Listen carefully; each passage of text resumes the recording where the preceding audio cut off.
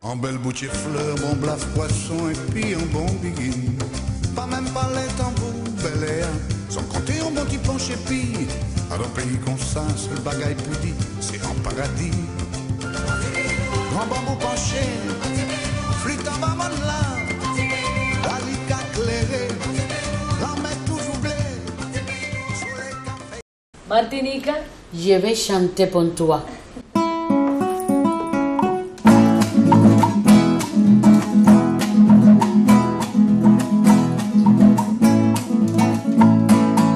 mamá, yo quiero saber de dónde son los cantantes,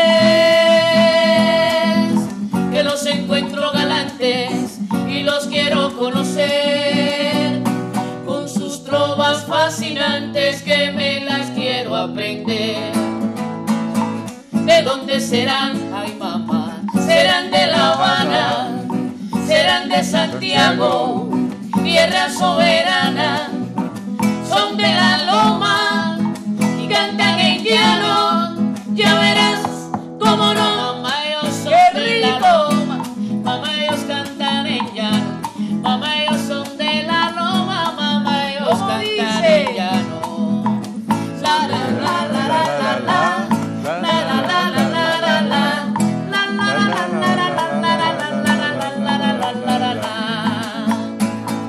¿De dónde serán? Ay mamá, serán de La Habana, serán de Santiago, tierra soberana, son de la loma y cantan en llano, ya verás cómo no. Mamá, ellos son de la loma, mamá, ellos cantan en llano, mamá, ellos son de la loma, mamá, ellos cantan en llano. Martinica, son de la loma, ¿cómo? Y cantan en llano, son de la loma, mamá, ellos cantan en llano. Amada prenda querida, no puedo vivir sin verte. Amada prenda querida, no puedo vivir sin verte, porque mi afán es quererte y amarte toda la vida. ¡Qué ricos son de la loma, vamos! Y cantan en llano, son de la loma, mamá, ellos cantan en llano. Un jardinero de amor siembra una flor y se va. Un jardinero de amor siembra una flor y se va.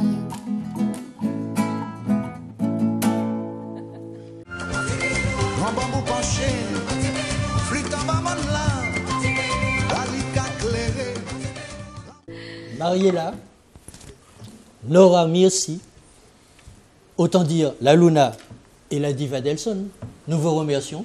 Et comme vous avez remarqué, aujourd'hui, nous sommes à Santiago de Cuba avec Jean-Marie Moutou. Jean-Marie Moutou, c'est celui qui nous a fait venir pour la première fois Buenavista Troubadour. Santiago, Buenavista Troubadour. Santiago, Buenavista. Il n'y a pas plus simple, il n'y a pas un diminutif dans ça? Si, tu peux dire SBD. SBD, oui, d'accord. Non, SBT, excuse-moi. Ah oui. SBT, Santiago, Buenavista Troubadour. Alors, 11 musiciens qui se produiront au Grand Carbet pour la première fois. Hein? Eh bien, écoute, c'est la première fois et pour nous, c'est un immense plaisir de partager avec mes compatriotes martiniquais. Alors, est-ce que vous imaginez cette histoire, l'histoire de Jean-Marie Moutou? Voilà un jeune homme qui nous vient de Morne-Rouge et qui, toute sa vie, en fait, il a toujours cherché des choses, cherché un petit peu à secouer le cocotier, à enlever le conformisme pour créer. Et alors, il a d'abord créé avec son frère, il y a quelques années, la firme Carioca. Je ne sais pas si vous vous souvenez, à la rue Arago, il y avait un petit magasin. Là, c'était à côté. Dans ce magasin, il y avait on vendait des chemises extraordinaires avec des impressions terribles. Et Eric, des chemises que nous fabriquions en Martinique. C'est-à-dire que mon frère dessinait les modèles et nous fabriquions tous ces modèles-là en Martinique, dans un petit atelier clandestin avec des amis haïtiens. Déjà à cette époque. Ah, déjà à cette époque, tu vois. Valse n'était pas arrivé. Non. Bon. Et puis, alors, donc cette marque fonctionnait du tonnerre, puisque toute la Martinique portait ça, voilà. Je dois dire entre nous que rien ne prédisposait Jean à faire dans la chemise, puisque lui, il travaillait dans un garage. Je vendais des pneus de camion. Des pneus de camion. Bon, donc, et puis, curieusement, au bout de quelques années, on n'entend plus parler de Jean. On se dit, mais est-il Jean? Alors Jean avait bougé, il était parti en Guyane. Il part en Guyane. Pour faire quoi? Ben écoute, il y avait des Guyanais qui venaient en Martinique et ils venaient acheter dans le petit magasin Carioca. Et ils me disaient, écoute, tu sais, en Guyane, on n'a pas du tout de magasin pour les jeunes. Viens découvrir notre Guyane. Et moi, qui suis un aventurier illuminé, quand j'ai pensé à la Guyane, j'ai pensé Amazonie, América del Sur, et je me suis dit, vamos, pour découvrir justement ce continent. Et j'ai débarqué avec 300 chemises que mon frère et on avait fabriquées, dans mon petit sac à dos, c'était des chemises pliées à plat comme ça, et je me suis installé à la rue de Gaulle, où j'accrochais les chemises sur les fenêtres de la rue de Gaulle à Cayenne, et en 3 jours, j'avais vendu toutes mes chemises, c'était extraordinaire. Tous les Guyanais arrivaient en vélo, à mobilette, en Siaou, il y avait très peu de voitures à l'époque. Oui, non, ils ont quand même des voitures. Hein. Les Guyanais ont des voitures. Hein. Non, je te parle en 1977. Ah oui, ouais, il n'y en avait pas beaucoup. Ouais. On m'a dit qu'en Guyane, les premiers feux rouges, ça a créé une révolution. Oui, c'est vrai, parce que je peux même te dire que souvent, quand on arrivait à un feu rouge, on s'endormait. On somnolait, et le feu avait le temps de passer du rouge au vert, du vert au rouge, on ne s'en rendait même pas compte, et les quelques voitures qui étaient derrière ne klaxonnaient même pas. On vivait tellement à un rythme au ralenti, tellement heureux, qu'on ne se sentait même pas sous la pression du feu rouge, tu vois. Alors, toujours est-il que, il ne s'est pas endormi, il n'a pas fait comme au feu rouge. Il s'est dit, bon, après avoir vendu ses chemises, les magasins marchaient bien, etc., il dit, mais qu'est-ce que je vais faire? Alors bon, il s'en va à Cuba, à Santiago. Voilà, écoute, la Chambre de commerce de la Guyane, avec celle de la Martinique à l'époque, avait organisé un voyage pour aller à Santiago, à la grande feria commerciale de Santiago de Cuba. Et la Chambre de commerce m'a dit, si vous voulez, Marimutu, comme vous êtes un commerçant sur la place, vous pouvez venir. Et moi, je disais, qu'est-ce que je vais faire à Cuba? C'est un pays communiste. Qu'est-ce que je vais faire dans un pays communiste où il y a la langue de bois, où les gens ne sont pas, où ils n'ont pas toute leur liberté? Et puis, au définitif, j'y vais. Et lorsque j'arrive à Cuba, je tombe sous le charme, comment te dire, je tombe complètement amoureux de cette population, de ces gens. Mais attention, il ne va pas à n'importe quel endroit. Il va dans la province d'Oriente. Exactement. Et Oriente qui est, alors on ne le dit pas assez, c'est la plus créole des provinces cubaines. C'est une cité créole, Santiago de Cuba. C'est une grande cité créole, ouais. Et je découvre les gens, je vais chez les gens, je vais manger chez eux, je vais partager leur quotidien, je vais dormir dans leur maison. Et mon ami Osvaldo, puisque j'avais pris un guide, puisqu'à l'époque, je ne parlais pas espagnol, j'avais pris un guide qui s'appelait Osvaldo, il m'emmène découvrir les lieux magiques de la Ciudad de Santiago de Cuba. Alors, pour la petite histoire aussi, le dénommé Osvaldo a fait découvrir à Jean Santiago de Cuba, et puis après s'est installé en Guyane. C'est vrai ou faux? Alors, ce qui est vrai, c'est que lorsque nous sommes partis, lorsque nous avons quitté Santiago de Cuba avec la délégation de la Chambre de commerce, Osvaldo, mon guide, pleurait comme un enfant. Llorando mucho. Et je lui ai dit, écoute, Osvaldo, je te promets, je reviendrai à Santiago, je parlerai espagnol, et je viendrai vous aider, et je viendrai revoir tous ces amis musiciens que tu m'as fait connaître et qui ont provoqué chez moi une émotion très forte.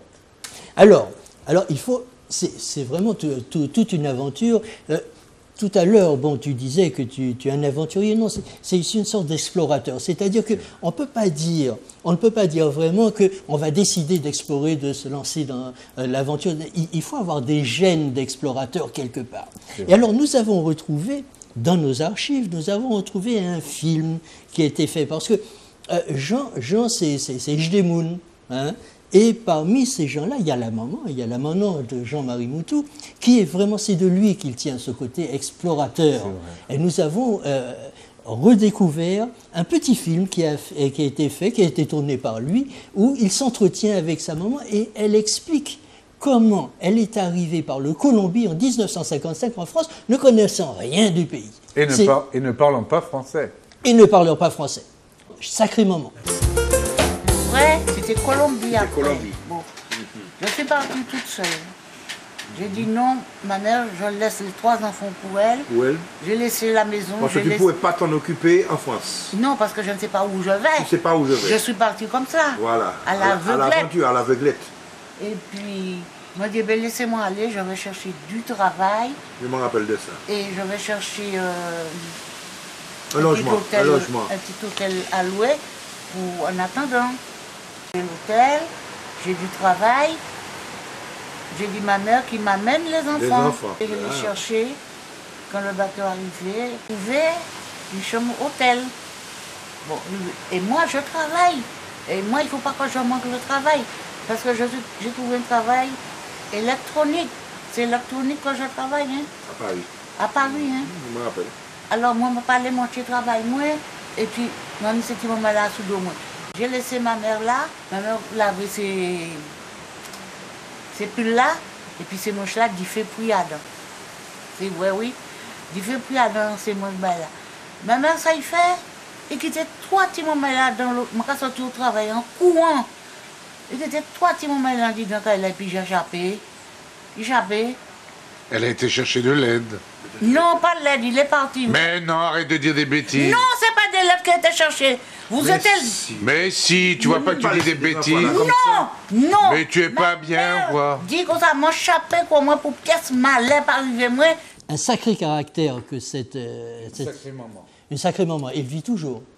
Elle vit toujours seule au Morne Rouge, elle a 87 ans. Pourquoi seule? Elle n'est pas partie en Guyane? Ben, j'ai tout fait pour l'emmener avec moi en Guyane. Mais tu sais, les grandes personnes sont très attachées à leurs repères. Et sa maison, son univers, le Morne Rouge, elle ne peut pas s'en séparer. Alors, ne nous cache rien, tu as fait venir Santiago Buenavista Troubadour en Martinique pour amener de la musique à ta maman, quoi. C'est ça, en fait. Eh ben, écoute, la belle surprise que le Santiago Buenavista m'a fait, en 2011, de retour de tournée de Guyane, nous avons fait une escale en Martinique d'une journée. Et mes amis musiciens m'ont dit « Queremos ver tu mamá ». Ils m'ont dit « On veut voir ta maman ». En belle boutique fleur, bon blaf poisson et puis un bon biguine. Pas même pas les tambours, bel air. Sans compter un bon petit penche et puis, à un pays comme ça, c'est le bagaille poudi, c'est en paradis. Grand bambou penché, flûte en bas là.